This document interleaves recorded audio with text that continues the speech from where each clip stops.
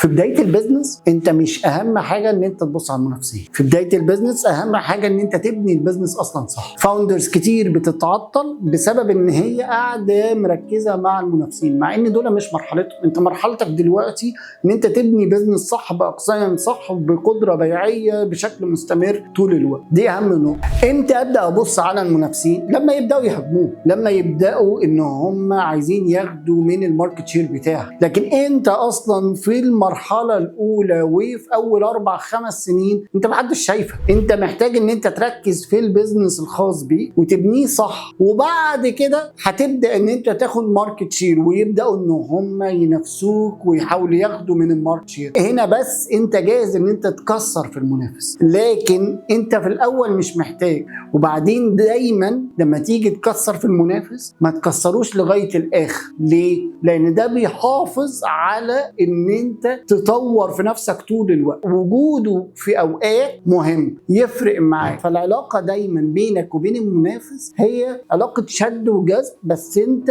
مركز ان انت اكبر ماركت شير، قادر ان انت تعدي، قادر ان انت تروح في حته ابعد. عشان تزود الماركت شير محتاج ان انت تتاكد ان انت باني البزنس صح، محتاج ان انت تتاكد انك قادر على المنافسه وقادر على حرب المنافسين. اختار الوقت اللي تبدا فيه الحرب، ما تخليش الحرب هي اللي تشد. لازم تبقى جاهز قبل ما تبدا الحرب.